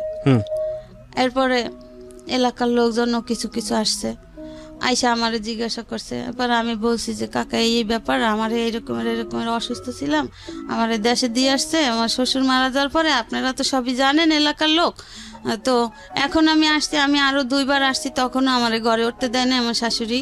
আমার স্বামী লুকায়ে লুকায়ে গেছে, আমি এইভাবে তারে খুঁজে খুঁজে আনছি, এখন সে আইসা বিয়া করছে। হ্যাঁ, এখন আমার সাথে এরকমের হয়েছে। তোমার সাথে কি কোনো ডিভোর্স হয়েছে? আমি বলছি না কাকা, আমি এরকমের কোনো প্রমাণ, কোনো কাগজ আমি পাই নাই। বলছে কত বছর? আমি বলছি এই যে তানবীরের দাদা মারা যাওয়ার পর থেকে 12 সাল থেকে এই ঘটনা। তো এরপরে এরা জিজ্ঞাসা করছে, পুলিশ জানছে, পুলিশেরা জিজ্ঞাসা করছে যে আপনারা কি ডিভোর্স দিয়েছেন, তাহলে তার কাগজ কই, কাগজ দেন, আপনাদের কাছে কি কাগজ আছে? আমাকে জিজ্ঞাসা করছে আপনি কি এরকম কোনো কাগজ পাইছেন? আমি বলছি জি না স্যার, আমার স্বামী যাওয়ার সময় আমাকে এই কথা বলে গেছে, এরপর আর তার সাথে আমার কোনো যোগাযোগ নাই, সে আমাকে কোনো খোঁজ খবর নেয় নাই, এখন আমি আসছি, তারা আমার সাথে এরকম ব্যবহার করতেছে। এরপরে তারা কি একটা কাগজ দেখাইলো, দেখানোর পরে ওই পুলিশরাই বলতেছে যে আপনারা যে ডিভোর্স করছেন, এখানে তো মেয়ের সিগনেচার থাকবে, তারপরে মেয়ের দেনা পাওনা কি আপনারা শোধ করছেন? আমার শাশুড়ি বলে কি যে তারে সাচ্ছি, সে নেয় নাই। এরপরে একজন মুরব্বী আছে, মুরব্বী বলে এটা কি মগের মুল্লুক যে তোমরা তারে বলছো যে সাইডে দেশো হেইতে হয়ে গেছে, তোমরা তারে কাবিনের টাকা সাচ্ছ, কাবিনের টাকা তো তোমাদের সারতে হবে না, তোমরা যদি ডিভোর্স দিয়ে থাকো তাহলে এরা তো সে আইনতভাবে এমনি পেয়ে যাবে, আইনতভাবে সে পাবে, সে কাগজে সিগনেচার করুক বা না করুক সেটা আইন কথা। এরপরে মনে করেন হেরা ওইভাবে মাইরা টাইরা যায় দক্ষিণখান থানায়, তারা টাকা দিয়ে আসছে যাতে আমি কোনো কেস মামলা কিছু না করতে পারি। হ্যাঁ, তো আমার এই অবস্থায় ওইখানের একজন লোক নিয়ে গেল, আমি তো থানা টানা চিনি না, হেরা নিয়ে গেল বিকাল দিকদা, এই মারামারি তো করছে দুপুর দিকদা। এরপরে ওই পুলিশরাও বললো যে না এটা তো হবে না, ঠিক আছে তুমি যেহেতু এই তোমার ছেলে, আমি বলছি জি স্যার এই আমার ছেলে। হ্যাঁ, বলে যে ছেলে তো যথেষ্ট বড়, ছেলে তো আর ছোট না, ছেলেও তো কিছু বলতে পারে, ঠিক আছে তুমি আইনের আশ্রয় নাও, এই কথা আমারে বললো। এরপরে আমি একজন লোক নিয়ে আমি দক্ষিণখান থানায় গেলাম।